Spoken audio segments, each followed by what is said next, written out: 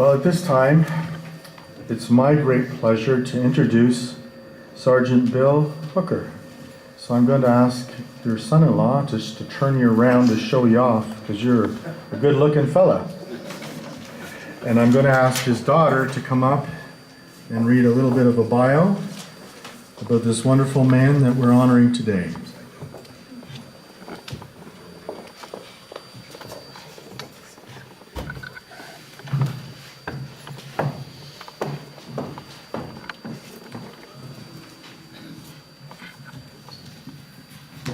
My dad has asked me to read his memories that he's written.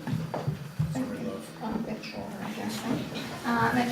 My dad has asked me to read his memories that he has written down about his war service. So here it goes.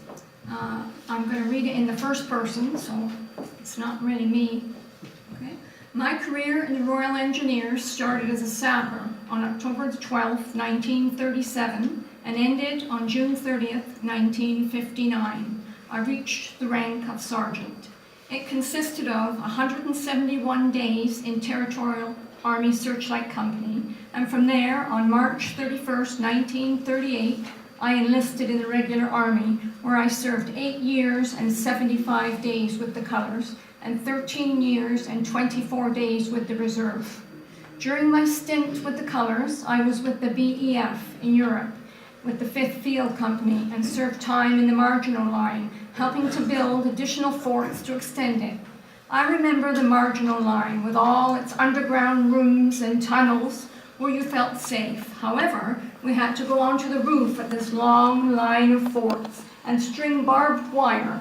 The Germans, who were located in the Siegfried Line, whenever they saw us, they would let us know they could see us by a barrage of friendly shelling. I was in Europe until the infamous Dunkirk episode, fighting as a rearguard action, blowing up bridges, as soon as we saw the Germans trying to cross the bridge. On reaching the beach at Dunkirk, I was exhausted, having gone without rations for 2 or 3 days and with very little sleep. However, I was still carrying my Army 303 rifle, serial number 009. It must have been a relic from World War I. There was a big lineup to get onto a ship of some kind, and a guy in front of me offered me a drink from his water bottle. It was not just water, but tasted like hard liquor. Whatever it was, it gave me a lift. My memory is faded as to how I got aboard the ship. I don't know if I climbed aboard or walked aboard. All I remember is sitting on the deck with the German planes strafing all over the place. When we landed in England, we boarded a train, and I landed up in a place called Bright House in Lancashire, where I was billeted on a family named Smith. After a brief stint in England, I trained to be a blacksmith and learned to speak Urdu in preparation to go to India to teach the local soldiers what I had learned about blacksmithing. Urdu was a common language used in India, in addition to hundreds of different dialects that were spoken. However, my India trip was not to be, because just before I was about to embark, they interviewed us with regards to going to the Middle East instead of India. I was selected to be one of them, as I had training in peacetime as a sapper. I subsequently joined the 276 Field Company of Paisley, Scotland, and became part of the 51st Highland Division and the 8th Army. Not long after I arrived in the Middle East, the big push at El Alamein started, and my unit was involved in clearing the anti-tank and personnel lines from the infantry to advance. Of course, night patrols were all part of the action, where we had to search and disarm landmines that we came across. It was tricky business. At one time, I came across an anti-tank mine that I've never seen before. It was about 12 by 15 by 5 inches and would definitely give it a big bang. So we went back to our commanding officer to report its location and its description. We then went out again to see if we could disarm it and bring it back. Apparently, it was an Italian anti-tank mine. We searched around it very carefully for booby traps, and finding none, we disarmed it and brought it back for further inspection.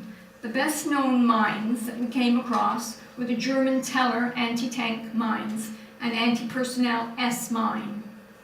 These night patrols and searching for mines carried on in the Middle East until we reached Tobruk.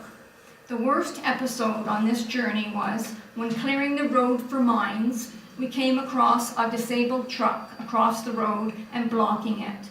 My group started to look for booby traps when our colonel arrived and told us to leave it and clear the road ahead, and the next lot of sappers would clear the truck off the road. We had not got very far up the road when we heard a big explosion behind us. The sappers that were clearing it off the road had missed a release-type booby trap, and of course it went up. Needless to say, we ran back to help them, and I will never forget my friends and comrades who were severely injured. We were again told to leave them to the medics and get on with our job of clearing the road for the transport that was coming. Every November the 11th, I remember them. From Tobruk, we set sail for Sicily. The weather was so rough. The landing was postponed and we landed in Malta until the weather calmed down. It was from this one night that I picked up a bug from drinking the water that some years later infected my kidney, so much that it had to be removed. We landed on the beaches at the bottom of Sicily, and the Germans had left the Italians to defend it. The beaches were loaded with Italian B-4 anti-personnel mines. It was a tricky one. It had 3 wires running from it, 2 were loose, and they were trip wires, and one was taut, and one was a release wire. So you had to be careful that you didn't cut the wrong one. They were filled with rough pieces of metal, about 1/2 inch to 3/4 inch square, and when it went off, you got a nasty wound, worse than the S-mine. After clearing the beaches, we settled down for the night in a peanut field, as the Italians had all retreated by now. We advanced through the countryside until we got to the Mount Etna volcano. We built roads around the base of it with graders and 50-gallon barrels of oil, which we made holes in with a pickaxe and rolled them over the earth. This solidified the earth and made it look like a tar macadam road. From Sicily, the 276 Field Company was ordered back to England to get ready for the second front. The infamous German anti-personnel S-mine and the 3 prongs set at about ground level, and there was about a 7-second delay from setting off the primary charge before the secondary charge went off, propelling the mine up in the air about 5 feet, where the main charge went off, sending about 350 ball bearings, 360 degrees and 100 feet. These were deadly and caused quite a few casualties. I used to teach that if you trod on an S-mine, to keep your foot on it. It was better to lose your foot rather than your life. One of my searches, I trod on one, but did not hear the plop of the primary charge go off, so I kept on walking. But instead of it exploding as it should, it continued to go up in the air and arched to fall in a field behind a hedge and did not explode further. Apparently, my hearing had deteriorated to that extent because of other explosions that I had been involved with. I remember at one time when we were advancing, I was detailed to go with a tank unit. They put me in a flail tank. It had a metal roller in front with chains attached like flails. The object was that when the tank moved forward, the roller would turn the flail with the ground with chains, setting off anti-tank mines before the body of the tank went over them. We had traveled forward about 100 yards when somehow the tank came to a stop and would not move forward, so I was asked to get out and have a look around. When I opened the hatch and looked out, all I could see was German helmets. I quickly closed the hatch and told the tank commander what I had seen. We sat quiet for what seemed like an eternity, but it was only a few minutes, and I was told to have another look. But when I opened up and looked around, there was no one in sight. I had a hand grenade in my hand, just in case. So I got out and had a look, and there did not appear to be any problems that I could see, so we sent a message back for the infantry to advance. Not used to being in a tank, it was a very scary situation. I then went ahead with the infantry.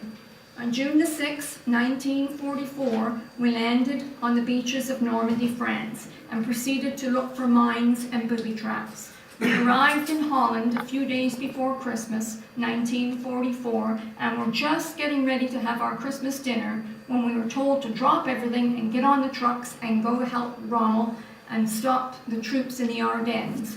However, my luckiest day was when Rommel was making his push in the Battle of the Bulge in the Ardennes forest. It was Christmas 1944, and we were going to counterattack at 5 o'clock in the morning, when my commanding officer called me into his headquarters and indicated that he had a posting for me to go back to England as an instructor on mine warfare. He asked, did I want to go now or wait until after the attack in the morning?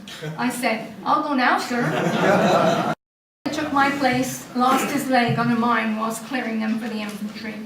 When it was our turn to come out of the front line to get a rest, I was always detailed to set up a school and teach all ranks about landmines that they might encounter, so they would know how to handle them and disarm them if necessary. The same goes for when I was posted back to England from the Ardennes. I set up training schools and traveled all over, teaching new troops about mine warfare. So that's my dad's history.